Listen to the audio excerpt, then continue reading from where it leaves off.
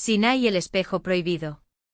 La mansión olía a cera de abejas y a café recién hecho, pero al fondo del patio, donde el polvo bailaba con el viento cálido, el aire era diferente, pesado, como si llevara el sudor de muchas manos. Fue allí donde María, la esclava de piel oscura y finas cicatrices en la espalda, escuchó por primera vez la orden de su ama: ningún negro necesita un espejo. Lo que muestra el cuarto de esclavos es suficiente. María había obedecido como siempre. Recordó su propio rostro, los ojos hundidos, la boca ancha, las trenzas que su madre, aún viva, tejía con dedos ágiles. Pero el tiempo borra hasta los recuerdos más obstinados. Y sin espejo, ¿cómo sabría si sigue igual? ¿Si el dolor no hubiera devorado también sus rasgos? Hasta que un día, escondido entre la ropa que lavaba en el río, apareció un trozo de cristal enmarcado por madera astillada, tan pequeño que cabía en la palma de su mano. Un regalo del viejo Kim, que había intercambiado 3 días de silencio sobre el tabaco que le robó a su amo. Para que puedas verte a ti misma, niña, susurró, sus dientes amarillos brillando en la penumbra. María esperó a que cayera la noche. Cuando los grillos comenzaron su coro y la señora ya estaba roncando en la trastienda, encendió una vela y se acercó el espejo a la cara. Lo que vio no fue un esclavo. Ella era una reina. No por la corona, allí no había oro, sino por la forma en que sus ojos, aunque cansados, ardían con una llama que ni el látigo ni el hambre habían apagado. Las cicatrices de sus mejillas, que pensaba que eran feas, ahora parecían mapas de una tierra que solo ella conocía. Y cuando sonrió tímidamente, el reflejo le devolvió algo que su ama nunca pudo robarle: la certeza de que ella existía más allá de los cuartos de esclavos, más allá del nombre que le dieron, más allá del tú no eres nada. A la mañana siguiente María se ató el espejo al cuello, debajo del pañuelo que cubría su cabeza. Y cuando la señora gritó: ¿Dónde está esa negra holgazana?, respondió sin bajar la vista. No por desafío, sino porque por primera vez sabía lo que había en ellos. La señora nunca supo sobre el espejo. Pero notó el cambio.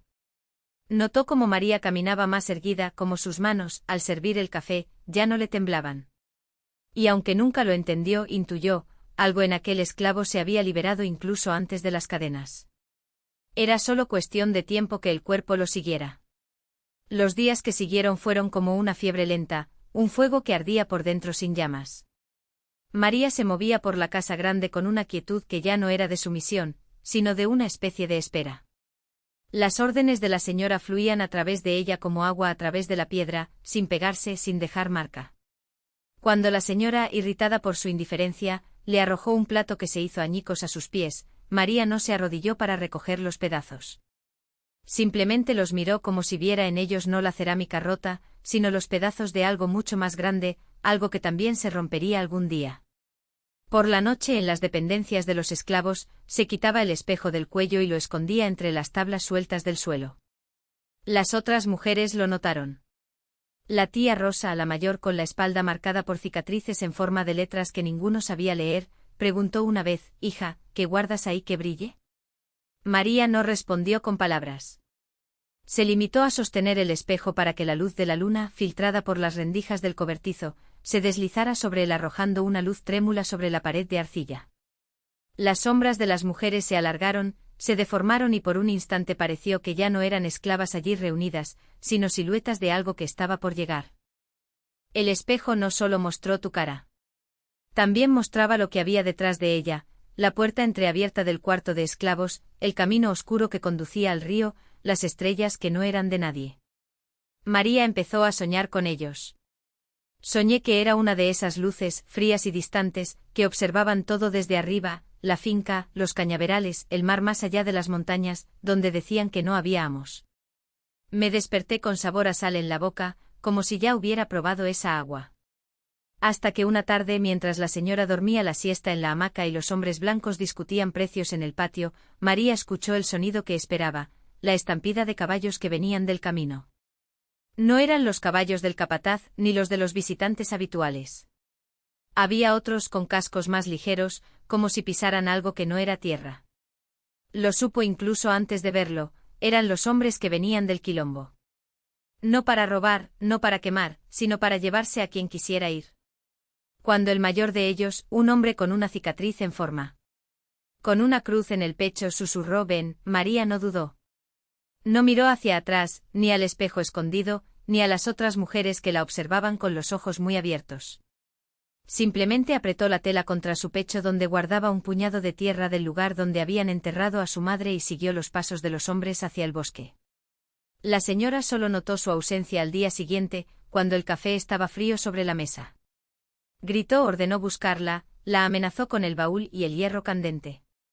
Pero María ya estaba lejos y el espejo, ahora colgado del cuello de tía Rosa, reflejaba ya no solo un rostro, sino muchos, todos ellos con la misma certeza en sus ojos. En ese momento ninguna esposa pudo sujetar lo que ya había volado. Los hombres la llevaron por caminos que no existían en los mapas de los maestros. El bosque se cerró detrás de ellos como una cicatriz que se cosía y el aire olía a hojas mojadas y a algo más viejo, algo que María reconoció sin saber nombrarlo. Era el olor de la tierra que su madre había aplastado con sus propias manos antes de que se la llevaran, el olor del sudor que goteaba de los cuerpos en las noches de oración, cuando las voces se mezclaban con los tambores y el suelo temblaba como si el mundo fuera a ponerse del revés. El hombre de la cicatriz no hablaba, pero sus gestos eran precisos, un gesto para que se agachara cuando el viento llevaba el olor a humo de una granja cercana, un toque en el hombro para que continuara en silencio cuando los grillos dejaban de cantar. Los otros 4 la miraron con una mezcla de sospecha y algo que podría haber sido respeto. Uno de ellos, más joven con marcas de latigazos en la espalda, llevaba una bolsa de cuero donde María podía ver el brillo de los cuchillos. Otra, con los ojos demasiado claros para ese sol, siseaba palabras en un idioma que no entendía, pero que hacía vibrar el aire como si estuvieran vivas. Al tercer día llegaron a un claro donde la tierra estaba roja y húmeda. En el centro un árbol retorcido con sus raíces expuestas como venas gruesas. Debajo un agujero estrecho, casi una boca. El hombre de la cicatriz se arrodilló y sacó de su pecho un hueso blanco pulido por el tiempo. Se lo pasó a María. Esa era la suya, dijo por primera vez, con una voz que parecía venir del fondo de un pozo. Su madre lo retuvo hasta el final. María no preguntó cómo lo sabía. No preguntó nada. Sostuvo el hueso contra su frente y sintió que se extendía un calor, como si algo que había sido cortado finalmente se estuviera volviendo a unir. Cuando abrió los ojos, vio que los demás hombres se habían alejado formando un amplio círculo. El de ojos claros sostenía ahora una calabaza llena de un líquido oscuro, y el más joven encendía una pipa cuyo olor le quemaba las fosas nasales. «Bebe», ordenó el hombre de la cicatriz. Ella obedeció. El sabor era a tierra y ceniza, a algo que había sido quemado y renacido. Cuando la calabaza volvió a las manos del hombre, María sintió que el suelo temblaba. No era mareo, era la tierra misma, respirando. Las raíces del árbol se movieron y el agujero en el suelo se abrió un poco más, revelando escalones de piedra cubiertos de musgo. «Baja», dijo el hombre. Ella cayó. Los escalones estaban fríos y húmedos, y las paredes del túnel brillaban con una luz verdosa, como si estuvieran cubiertas de luciérnagas atrapadas en la piedra. El aire se hacía más denso a cada paso y María sentía el peso del hueso en su bolsillo, ahora caliente como un carbón. Al final, el túnel desembocaba en una amplia cámara, cuyo techo era tan alto que se perdía en las sombras. En el centro ardía un fuego sin leña y a su alrededor, figuras sentadas en silencio. No eran ni hombres ni mujeres, o mejor dicho, eran ambos y ninguno al mismo tiempo, cuerpos marcados por cicatrices que contaban historias, rostros que parecían tallados en el tiempo. Uno de ellos, con el pelo blanco trenzado hasta la cintura, levantó la mano cuando entró María. «Está aquí», dijo, y su voz era como el sonido de hojas secas al ser aplastadas. María no tuvo miedo. Sabía, sin que nadie se lo dijera, que esas eran las personas que su madre había buscado antes de morir. Los que guardaban lo que los señores habían intentado borrar. El mayor de los hombres que lo había traído, el que tenía la cicatriz, entró detrás de ella y colocó el hueso en las manos de la figura de pelo blanco. Se lo llevó a los labios, lo sopló y luego lo arrojó a las llamas. El fuego chisporroteó y un humo azul se elevó en espiral formando rostros que María reconoció, el de su madre, el de una mujer que había sido ahorcada por enseñar a leer a los niños, el de un hombre que había. Se ha cortado la lengua para no traicionar a los demás. Todos sonrieron. «Ahora llévala tú», dijo el anciano, y sus palabras fueron como agujas cosiendo algo dentro de ella. Cuando María salió de la cámara, el túnel había desaparecido. En su lugar había un claro bañado por la luz del sol, y los 5 hombres esperaban de pie. El de ojos claros la tomó del brazo y vio por primera vez que sus pupilas no eran redondas, sino estrechas como las de un animal. «No es tierra lo que tomas», murmuró. «Es fuego». María se tocó el pecho y sintió algo palpitar bajo su piel, cálido y vivo. Cuando miró sus manos, vio que las líneas de su palma se habían transformado, dibujando ahora un mapa que solo ella podía leer. Los hombres dieron media vuelta y empezaron a caminar. María los siguió, pero esta vez no era ella quien los acompañaba. Ellos fueron los que la siguieron. El viento cortaba el claro en finas láminas, como si el aire estuviera hecho de cristales rotos. María avanzó sin dudarlo, hundiendo ligeramente sus pies descalzos en la tierra húmeda, que ahora despedía olor a ceniza y raíces quemadas.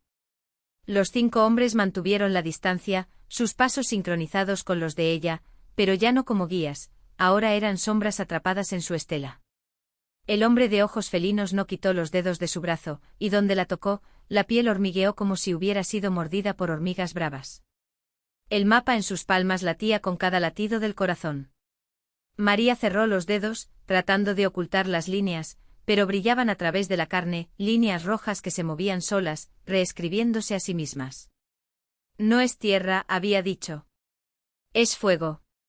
Y supo sin necesidad de mirar, que el anciano en la cámara había cosido algo dentro de su pecho, una pequeña brasa durmiendo entre sus costillas, esperando el momento para encenderse. Llegaron al borde de un acantilado. Abajo se extendía un valle cubierto de una espesa niebla que se enroscaba como serpientes. En el centro una ciudad. No de piedra ni de madera, sino de huesos. Se alzaban torres blancas, hechas de nervaduras entrelazadas, y las calles eran surcos tallados con uñas o garras. El aire olía a carne podrida y a algo más viejo, un hedor a algo que nunca había estado vivo pero que se alimentaba de lo que sí estaba. «Ahí está», dijo el hombre de ojos felinos, y su voz era un gruñido bajo. «Ahí es donde está». María no preguntó quién. Ella ya lo sabía. El fuego dentro de ella tembló como si reconociera el nombre tácito. El primer paso en el aire fue como caer en un sueño. No había miedo, solo la certeza de que la tierra vendría a su encuentro cuando fuera necesario. La niebla la envolvía, fría y húmeda, y cuando sus pies tocaron la tierra del valle, las líneas de sus manos ardían como brasas. Los hombres no la siguieron.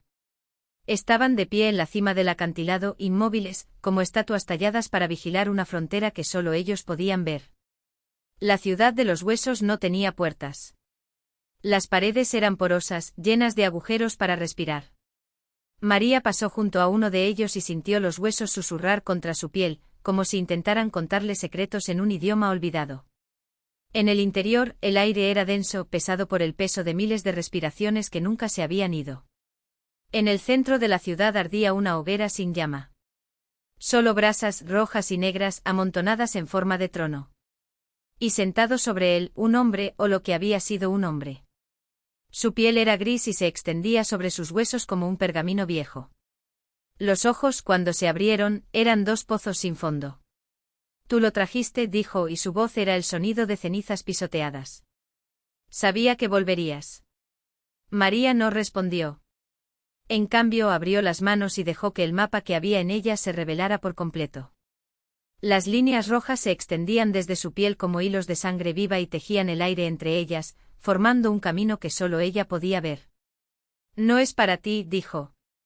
El hombre en el trono sonrió, y su sonrisa fue el crujido de una puerta que se abre después de siglos de estar cerrada. «Nunca lo fue».